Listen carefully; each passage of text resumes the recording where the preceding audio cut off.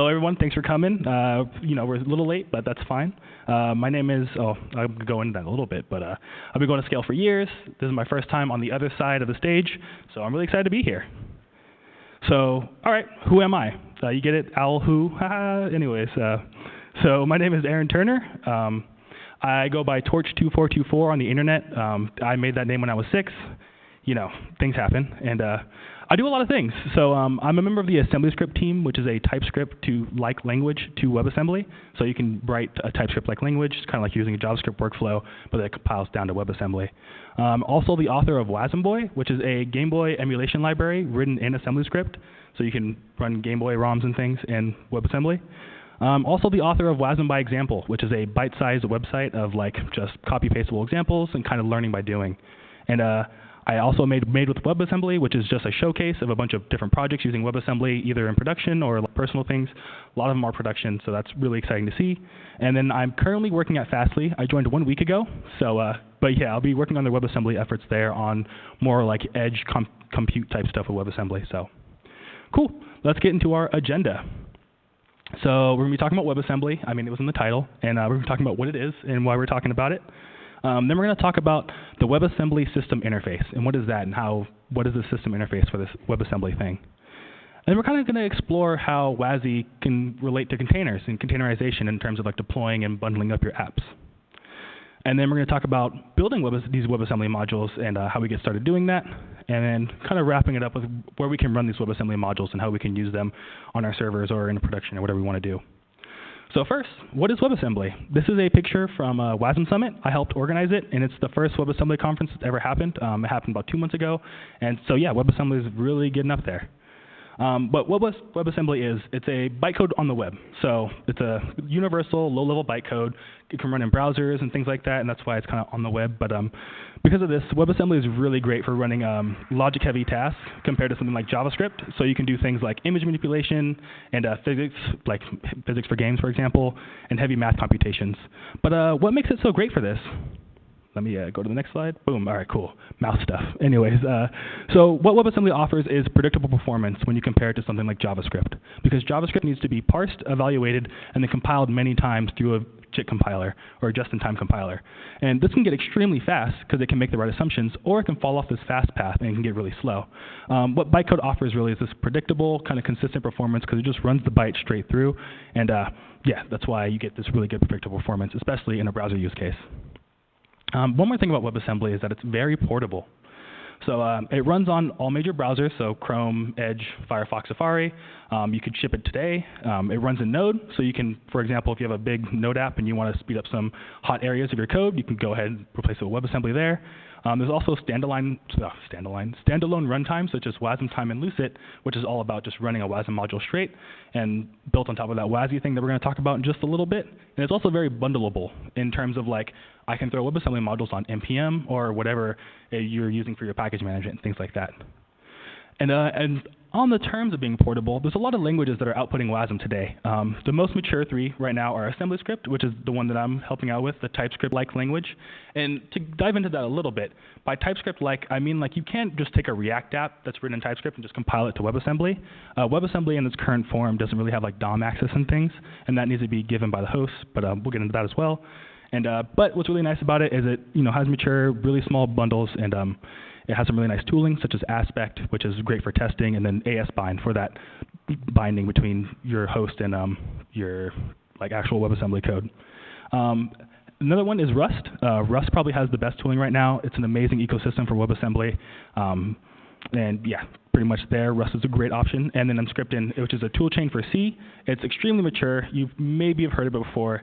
It started off as like a project that would take C code, which it still does, and then compile it down to ASM.js, which is just a super fast, like optimized version of JavaScript. And now it's kind of evolved into taking C and C++ and compiling down to WebAssembly.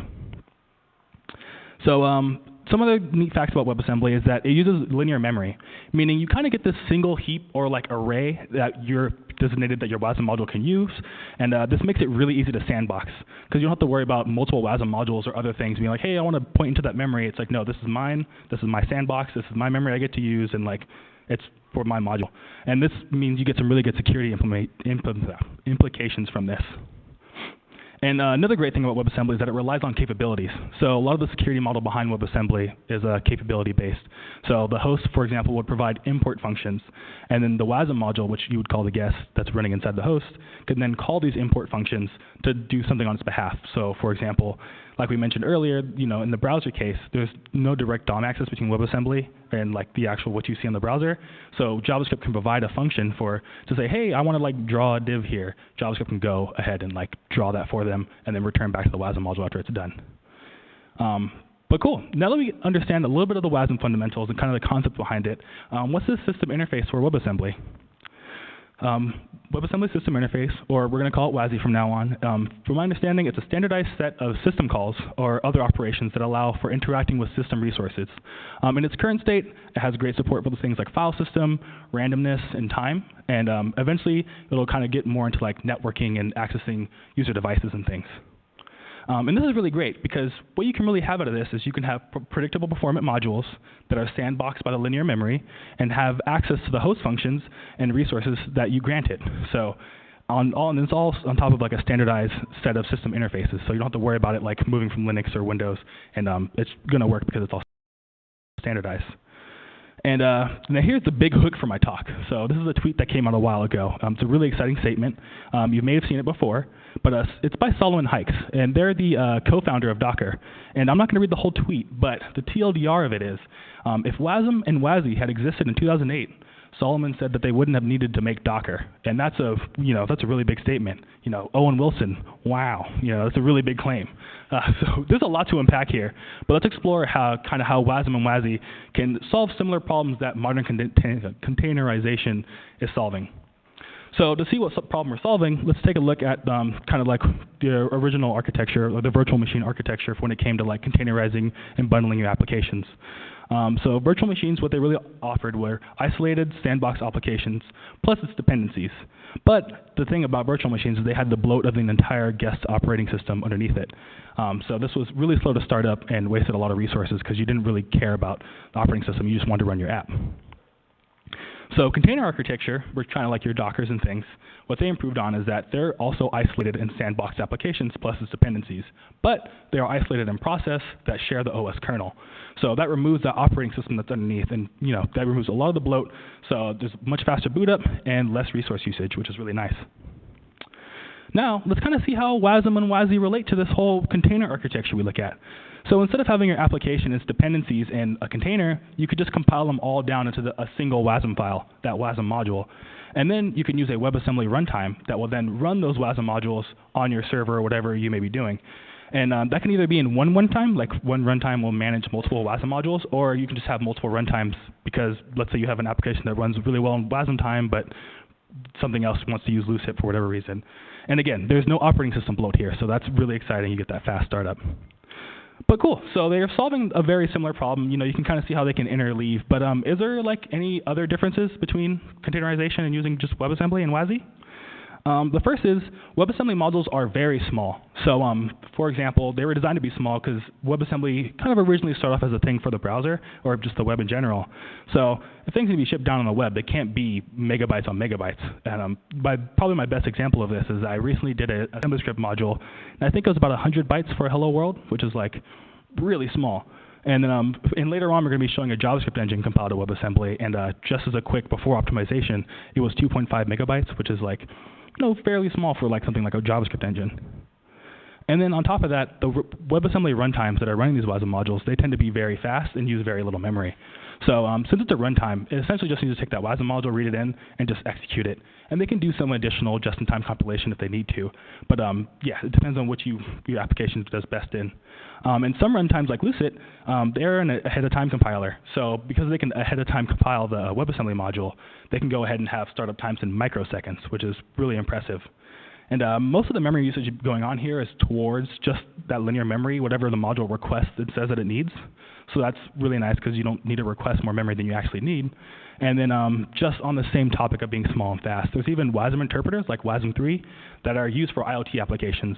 So they have extremely constrained memory and CPU, but yet WebAssembly still is excelling there, which is really exciting. And this isn't just a quick aside. This isn't like a jab towards Docker or like modern containerization. They both have their pros. And in fact, Docker is working on their own like WebAssembly solution and Docker thing they're working on right now. And if you're interested in that, they have a Wasm SF talk. You can look up Docker plus WebAssembly Wasm SF, and then you'll find this talk. And it was really great. I was there for it in person. But going back to our Wasm container architecture, let's see how we can actually build this out ourselves and give some quick examples of it. So let's write our first Wasm and WASI application and run it on our server/container, whatever you want to call it. So I'm going to show some code. I know it's like usually might be kind of small, especially in the back, but don't worry about it. All this code is on my GitHub repo on GitHub. You can find it there. I'll probably tweet it out after this, or you can find me and ask me what the GitHub URL is. But yeah, it's there for now. And don't worry about taking pictures of the slides. That's really the main thing here. It's all on GitHub. Don't worry about it. It's also for a joke because I have a picture of a slide saying not to take a picture of the slide in my slides. So I thought that was pretty funny. Anyways, so yeah, what we're going to be doing is writing our first WASI application. We're going to use AssemblyScript because it has that TypeScript-like syntax. JavaScript's a popular language. I thought that might be good to get your feet wet. And it tends to map really well in terms of like what's going on the WebAssembly side and then what you're actually writing, which makes it a good representation, I think. So what we're really going to be doing here is just taking that WASI API I mentioned. It's mostly syscalls right now. And for example, there's one called fd_write, which allows writing to a file descriptor. And with this syscall, we can do things like, let's say, output to our console by writing to /dev/standardout. And with these WASI APIs, each language tends to have their own bindings for it. So AssemblyScript has a WASI bindings that maps from the syscall to how it happens in AssemblyScript. Remember, it's just calling out to the host, but that way when you import from the language, it knows what you're talking about. So cool, here's the whole application. The code's small. I'm not going to have you read this. I'll zoom in a little bit, but I just wanted to show you, like, in 40 lines, we can get our first hello world running in WASI. So first thing I want to show is, we're just importing our WASI bindings from AssemblyScript. In particular, like I mentioned, we're importing fd_write. And then we're going to have our log function. Really what's going on here, you don't have to read the whole thing. Don't worry about it. It's on GitHub. What we're doing is taking a string and we convert it into a binary buffer. That binary buffer is then stored into WebAssembly linear memory, and then we call that fd_write syscall. And the fd_write syscall, we're like, hey, look, here's our pointer, our index into Wasm memory. Just write what's in there to this file descriptor, and then then you're writing to a file essentially. And then WASI defines their entry point as _start. So that's like our main, if you are familiar with that. And so in our entry point, we just call our log function and say, hey, hello, WASI. So then if we run that, we have to compile it first. But then using the AssemblyScript compiler, we can compile our application, and we'll get like an optimized .wasm file out of that. And awesome, so cool. We have our Wasm module, and like I said earlier, we kind of have to run it. So how do we run that Wasm file? And here's QWOP. I like that it's just a GIF of someone trying to run, but I think it's hilarious. So what we can do is use a Wasm runtime like WasmTime. WasmTime, it's maintained by Mozilla, or now the Bytecode Alliance, which is a collection of like industry folks and researchers working together to like kind of help WebAssembly grow. And it's a runtime that they're funding, or not funding, but building really. And so after we install WasmTime, we just pass the Wasm module that we compiled to WasmTime, and then WasmTime's going to go ahead and run it, and we get our hello WASI. So yay, cool, we got our first Wasm module. That's, about 40 lines. You can start getting started and using syscalls and things like that, which is really exciting. So cool, hello worlds are nice and all, but what if we have like some existing like big application, like, ton of code that we're like, oh man, we really just want to run this on the server, but XYZ isn't working for us. What we can do is compile it to WebAssembly, see what that's like. So in this example, we'll be looking at QuickJS, which is a JavaScript engine written by Fabrice Bellard. You may have heard of them. They also wrote FFmpeg, and I think they're the original author of QEMU. I don't know how you say it, but yeah, it's all written in C, and yeah, we'll be compiling that. So one thing that's nice is that some people already did most of the work for me, which is really cool. And what the work is really is just every once in a while you'll be using some standard library that has let's say a syscall that's not correctly standardized yet in WASI, and you'll do some finagling, that's the word for some shenanigans for it here and there, but this is just because it's all really young. And porting is not going to be required for all applications. Your application may just work out of the box, which is really exciting. But yeah, so cool. After you have your application ready to compile to WASI by pretty much running it through your compiler that supports WebAssembly, which is like Clang, LLVM, and scripting, whatever it may be. But yeah. So we're going to go ahead and compile that. In this example, we're using WASI, which, like I said earlier, Clang and LLVM support WebAssembly output. I think LLVM 9 does. So that's essentially just an easy way, it like wraps around all the abstractions of installing the WASI SDK and LLVM and things of that sort. So we're going to go ahead and install WASI and then compile it, and then we get a QuickJS.wasm. So cool, and then if we run it with Wasm time, it works, and this is really exciting. So what we're doing here is we're just calling Wasm time, passing the Wasm file, and we say, hey, look, we have this hello world.js, can you just run this hello world.js?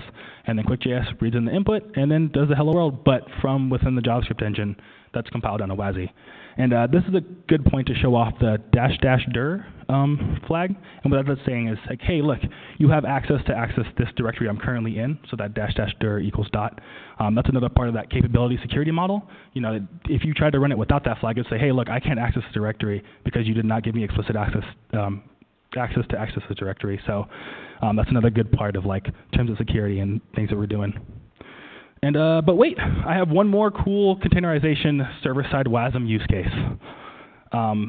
Let's say you have a library in C, Rust, or whatever it may be compiled on a WebAssembly. Maybe you're already running WebAssembly in your browser for whatever library reason, but then you decide you also want to run it in your server. And maybe that server is not Node.js, maybe it's like something like Rust. What we can do is we can take that WASM file and embed a WebAssembly runtime in your current application, and then you can start doing that code reuse and code sharing amongst your multiple applications that maybe want to run this WASM runtime. And like I said, this is really good for code portability and reuse. So what we're going to do here is this one's going to get a little confusing, but we're going to write a Rust WASM module that is then embedded into a Rust application. So we're going to use Rust, write a WASM module, compile it into WASM, and then we're going to write like just a normal Rust application that embeds a WASM runtime to run the said module we just compiled. So first we're going to write that guest module. It's about 20 lines. I know the code's maybe a little small, but there's not a lot going on here really. So by the guest, I mean the first WASM module that's going to get loaded. Really what we're doing here in this code is first we're going to import a function from the host that the host provided for us. Like we were saying, we can import functions in and give our WASM modules abilities and things like that. But we're also going to export out an add function, which is just like add a plus b, return the result. And we're also going to export a function that can then call the host function that was imported to us. That way we can kind of show off just for demonstration purposes. Like, hey, I can call out to the host and come back to what I was doing. So then we're going to go ahead and get this guest module, and we're going to compile it with WASMPack, which is a great tool for building Rust modules and getting it all built together and installing all the dependencies. And then after it compiles out, we have a WASM module that we can load into our host application. So now let's build that host application. Again, I'm going to zoom in on this one for sure because it's about 50 lines, and I know it's a little small, but let's highlight some key pieces here. So first thing we're going to do is we're going to go ahead and create the global store, which is kind of shared across the runtime, and then we're going to load in our WASM module, which is just that file right there, and then we're going to define that host import function, which really is just going to print out, say, hey, like I was called from WebAssembly just to show everyone what's going on here. And then we're going to create that WASM time instance that's embedded into our application and pass it in that host function saying, hey, give the WebAssembly module access to this function that I just defined. Now that we have our instance, we're going to go ahead and get the exported add function from the guest module. So like, hey, look, I want to call your add function WASM module that I just imported. And then we're going to go ahead and call that function. We're going to call add with 24, comma 24, because my name is Torch2424. And then we'll see how that works. It should be 48. And then the same process happens for the call host import function, which is like saying, hey, call into the WASM module to call that import I gave you earlier. And then, yeah. So then if we run this application, so we're just going to go ahead and say cargo run, which is going to like compile the host Rust application. And then what's going to do is it's going to run the WebAssembly. So it does that add function that was in the original guest WASM module, give us back our answer, which was 48, which is what we expected. And then also it prints out, hey, look, like the function we called to call the host import was actually called. So cool, we can kind of do what we're saying. So that was a lot, but I'm going to start wrapping things up. They gave me a whole hour, but, you know, here we are. So yeah, I think it was a good overview of what's going on here. So here are my key takeaways. I know I said you don't need to take pictures earlier, but if you do like taking pictures, this is probably like the next two slides are the ones to do it. But yeah, so really what I'm trying to drive here is that WebAssembly and WASM are really exciting for performance, portability, and security, especially when running your applications on the server, whether the browser or things of that sort. WASM and WASI offer a really interesting solution for sandboxed applications and containerizing them. And then Wasm and WASI are really good for code reuse and portability because you can compile it to a Wasm module and then run it on the browser, embed it on your server. Wherever you pretty much want to run it, it probably can do it at this point. And then here's some additional resources if you thought this was really exciting and you want to learn more. If you want to learn WebAssembly, there's Wasm by example, which I wrote. Like I said, it's just a lot of bite-sized examples you can go and pull from and start learning by doing. There's also, if you're writing a language like C, Rust, AssemblyScript, even Go, they probably have a section in their docs saying like, hey, how you get started with Go and WebAssembly, and you can kind of see it from their perspective on how they compile WebAssembly and their concepts and things. Some popular runtimes we saw was Wasm Time, which is the one that we embedded and ran most of the examples in, and then Lucid, which is the one I'm just joined working with, and they're, again, the ahead-of-time compiler and also a runtime. So that's another thing to good look at. And some additional talks, if you just like talks. Patrick Hammond, they also work at Fastly, and they, I think, gave the best, like, hey, look, this is where we are with WebAssembly in 2020 right now talk, when they kind of explain how it started and, like, where it's going and things of that sort. I'd highly recommend that. And then also Kevin Hoffman gave a really interesting talk on WebAssembly at Wasm Summit, in which they showed off their whole, like, container orchestration service that they use, where you just upload Wasm files and you can, like, hot swap them to, like, pretty much like have endpoints that are just Wasm modules you can hot swap, so when you call it again, it just automatically starts working, which is really exciting to see. So cool, thank you. Thank you to the conference organizers for having me. Thank you for watching, and please reach out to me here. I'll be here all day and walking around, or reach out to me on Twitter if you're watching a recording or if you just prefer Twitter. And yeah, thank you very much, and enjoy the conference. Yeah.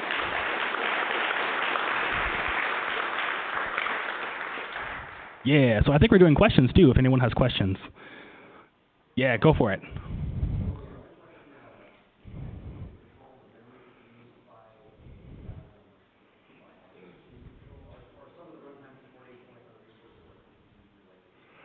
Yes, the question was, like, I saw that you can control the memory. I saw that you can control the memory in WebAssembly in terms of like how much you give it, but what about other resources such as CPU and things? That's going to be up to your runtime. I'm familiar with some of the runtimes do allow you to say, hey, like, don't let it go past like 50% CPU because I said so, and you'll have the same results essentially. Yeah, and if not, it's all open source. Both of the runtimes I showed were open source, so I'm sure it wouldn't be a big thing to try to just say, hey, can I add this? I would be really doubtful if they said no. I'm pretty sure they would say yeah. So yeah, oh, yeah, go for it.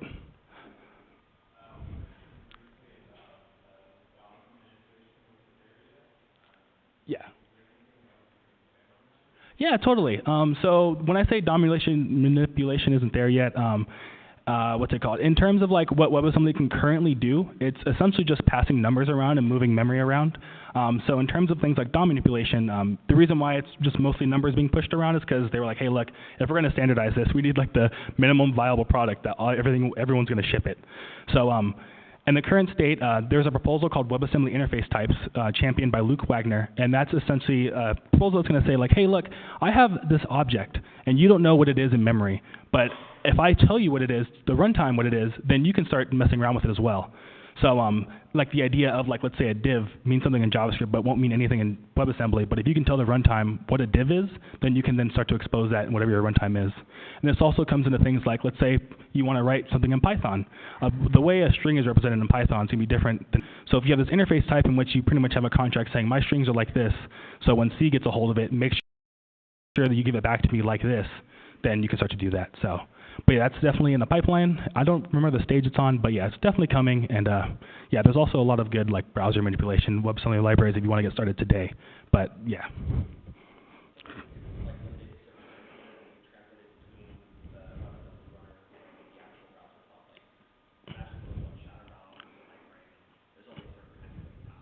Yeah. So just to repeat the question too, the original question was like kind of like, hey, like DOM manipulation isn't there yet. Is there anything on the status of that? And then will there be limitations on the things that can be passed through today, or like after this proposal is landed? Which one? Today or like after both worlds? Okay. So today, it's really just whoever is implementing their runtime is terms of like what they can do. Like for example, for the AS bind thing, I essentially just go ahead and say, hey, you're passing back a pointer to something. Let me go figure out what that pointer was, and then I'll go ahead and reserve it, do the right thing in JavaScript for you. Because it's all pretty much handwritten, there's only as much support as your library or runtime is going to let you have. Tomorrow in interface types, or not tomorrow, but in the future with interface types, it's also going to be up to the language or runtime that's running it. That being said, though, once you have like a standardized way to be like, hey, look, this is how interface types are going to work everywhere, then I'm sure it'll come a lot faster than you're seeing it today.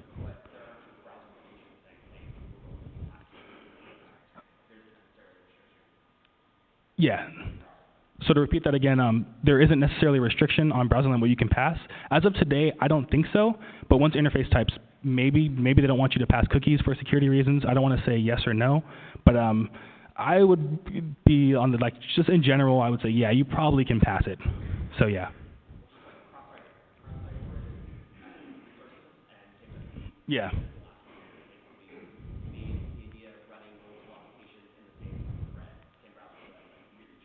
Yeah. Yeah, and just to repeat that statement was more about like, hey, cross-origin resources and like maybe like XSS and things, you know, they're cracking down on that. So that's a good thing to keep in mind is that like WebAssembly will probably have the same limitations that something your JavaScript would have in terms of like fetching from wherever it wants to and exposing things it shouldn't. So yeah. Cool, there's a question over here. Mm-hmm.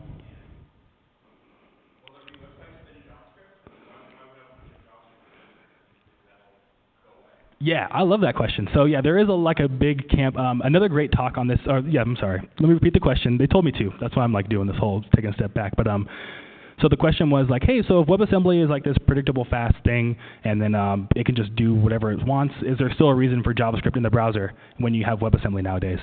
So I love that question. Ashley Williams gave a really good talk at Wasm Summit this year about kind of like this idea of like where WebAssembly is headed. And we actually had a website for Wasm Summit, but we didn't build it in WebAssembly. And here's the reasons why we didn't.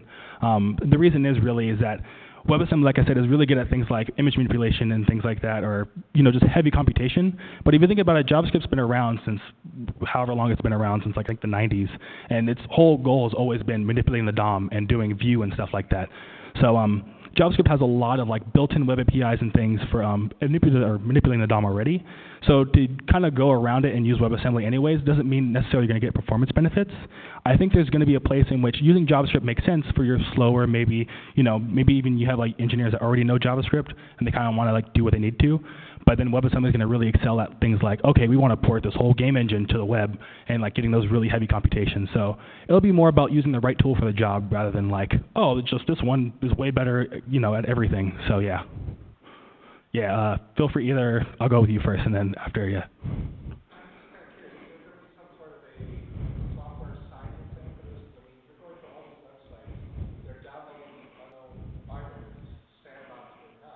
Mm-hmm.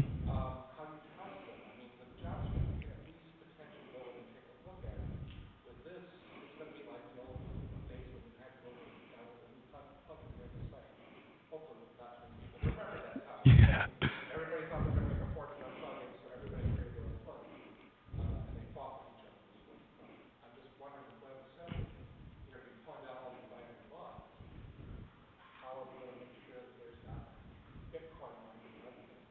Yeah, so the original question was like, okay, cool, so you have this like fast performant thing, you're downloading it from untrusted sources, you don't know if it's been modified or not. Will there be signing services perhaps for WebAssembly, especially compared to JavaScript where you can see what's happening through just like normal analysis, whereas WebAssembly is a bytecode. On that topic, so that kind of goes back into the capabilities. So like, for example, if you were to run untrusted code on your server, maybe you're like, all right, I put it in a file system where I know it can do whatever it wants. It won't be too malicious. Something like the browser, the browser is like, hey, look, you get whatever the JavaScript gives you, and like we're not going to give you file system access, or even though the browser doesn't. But you see what I'm saying there? In terms of like actually like, yeah, I mean, yeah, JavaScript does do things maybe you shouldn't be doing. But on that topic too of signing, there's nothing stopping you from like encrypting a WebAssembly module, shipping it down, and decrypting it wherever your host is, and things like that. But mm-hmm.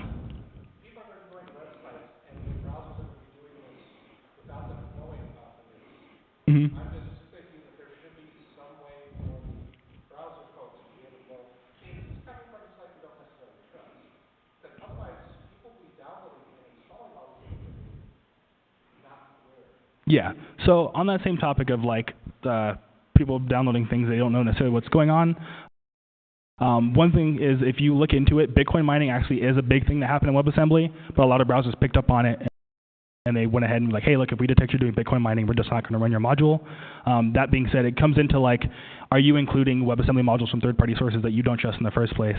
And still, I mean, personally, the way I see it, the browser's been like an untrusted code execution environment since like browsers have happened, and WebAssembly, yeah, I personally, from what I've seen and what WebAssembly is currently going, with that capability security model, the sandboxing, browsers are able to pretty much contain, see what it's doing. And from all the WebAssembly I've seen, I haven't heard of any like major like security leaks or anything that's happened yet, and it's doing pretty good in production. So, but yeah, security was definitely top of mind when they designed it. That helps. Yeah, go for it. Yeah.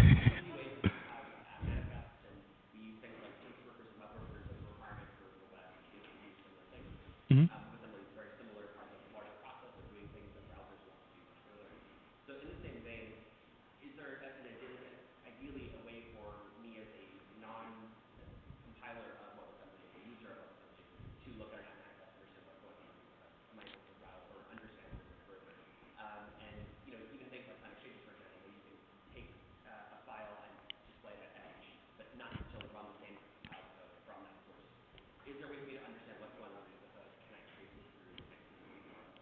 Yeah, so the question here was like, hey, with something like JavaScript and a lot of things, we're downloading a lot of files, but we can at least see in a text format, like, we can understand what's going on here, whereas WebAssembly, since it's compiled, you can't really tell as much.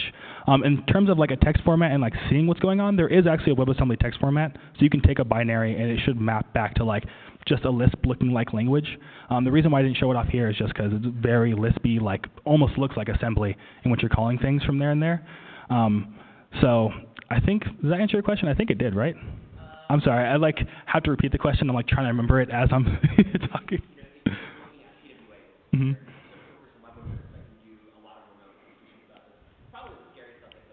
Yeah.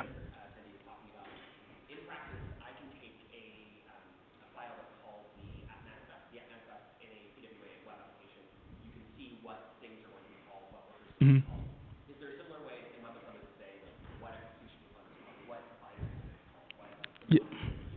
Yeah, so on that same topic, what the question was reiterating was, you can see what a web app manifest, for example, is calling and trying to fetch when it's running on your machine.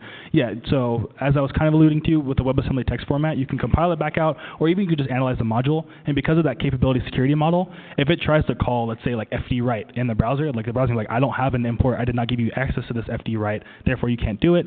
And if you were a security researcher, let's say, you want to see what Wasm modules are doing, you can totally go like byte by byte, or just do the text format and see like, okay, it's importing this function, or at least it wants this import to have access to. It wants to go ahead and try to do this loop here or there or whatever. And yeah, so I think analyzation-wise, it's like pretty solid. I've looked through a lot of Wasm modules in my time, and I haven't seen anything weird yet that I was like, what's going on here, and didn't know. You know what I mean? So yeah.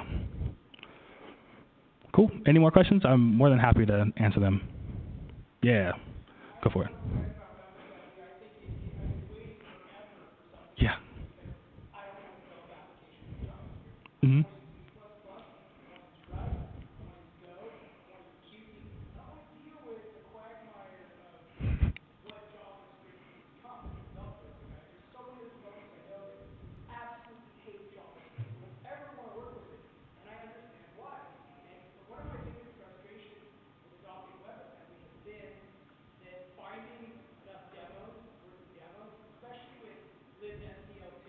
Mm-hmm.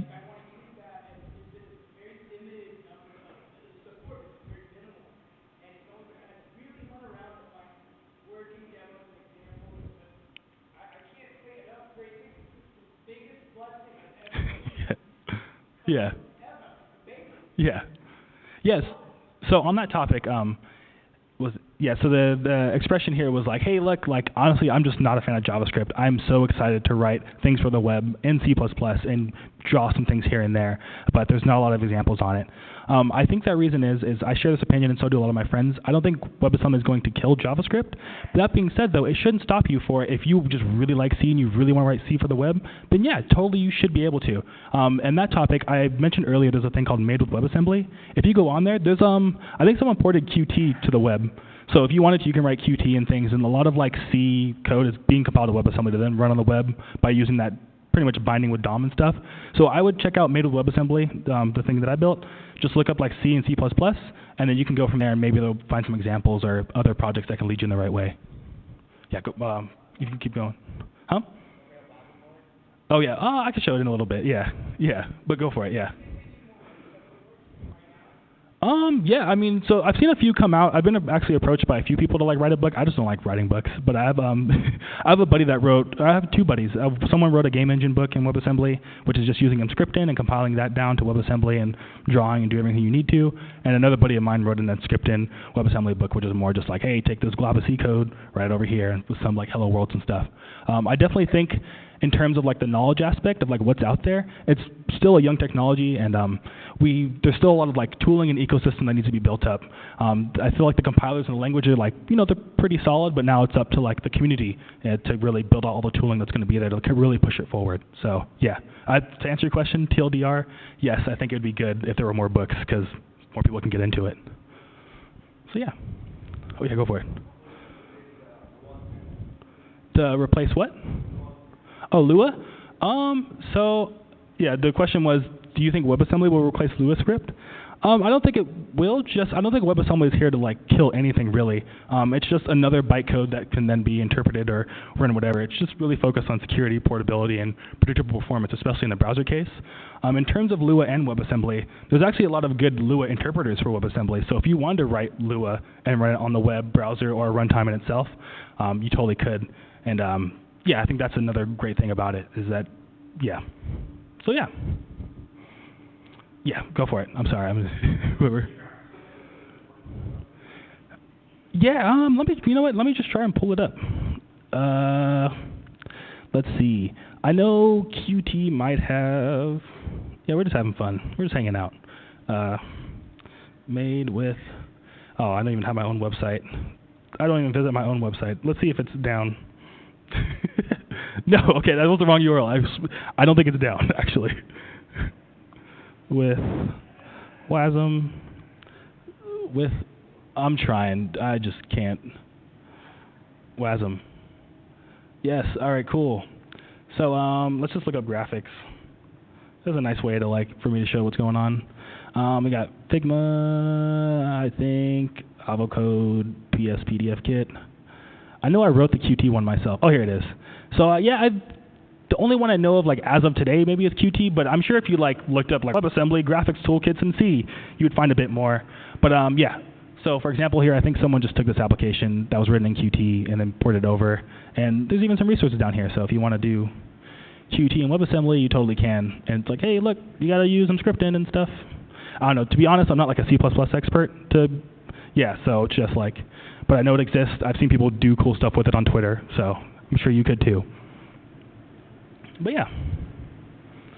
Yeah, go for it.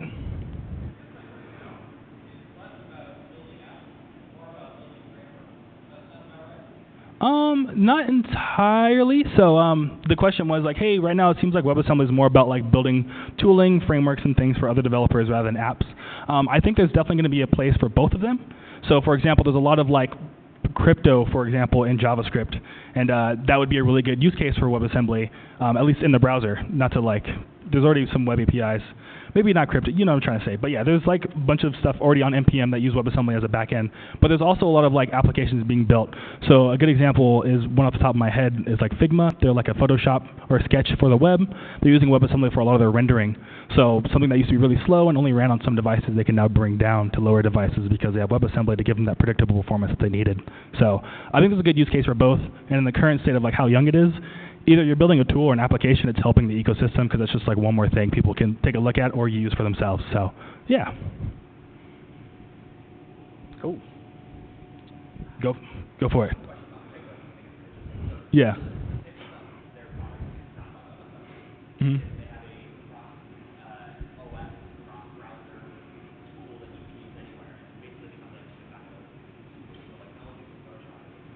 Mm-hmm.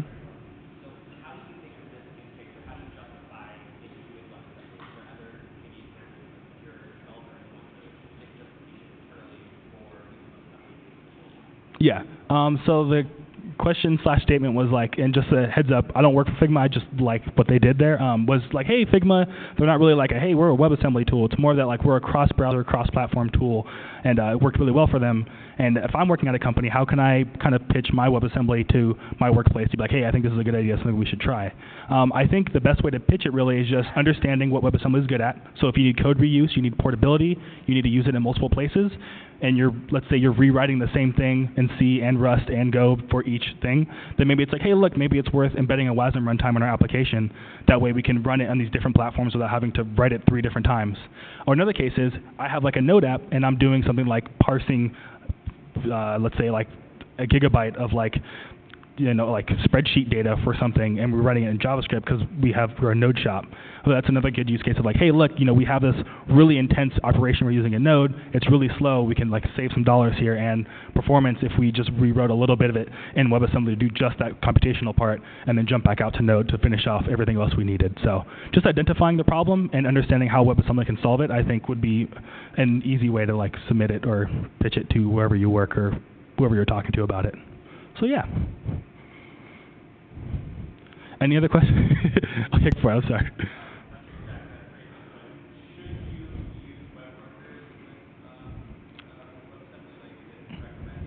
Oh yeah, definitely. So the question was like, hey, do web workers and WebAssembly like work together nicely? I think they definitely do. So what web workers will do is that they'll create a separate thread, and you're able to run whatever code you need to in a separate thread. That way it won't affect the main thread in your UI, or even if you're just using like Node or something, you don't want to block the main thread. Web workers are a great solution. So throwing that WebAssembly into a web worker on top of doing that heavy operation, you could have it be long running. And a really good example of this is Squoosh, which is an application built by Surma and some other folks at Google. Surma's a friend of mine, and what that does essentially is it'll optimize images, or like let's say you want to re-encode it from like JPEG to PNG. What it does is it'll spin up a web worker, give it the WebAssembly module, and be like, hey, look, start encoding this, and that way you can still choose different formats and things on the main thread, while the web worker and WebAssembly are doing all that heavy computation without making the experience bad. So 2 thumbs up to using web workers and WebAssembly together. So yeah, great question, by the way. Thank you. Yeah, go for it.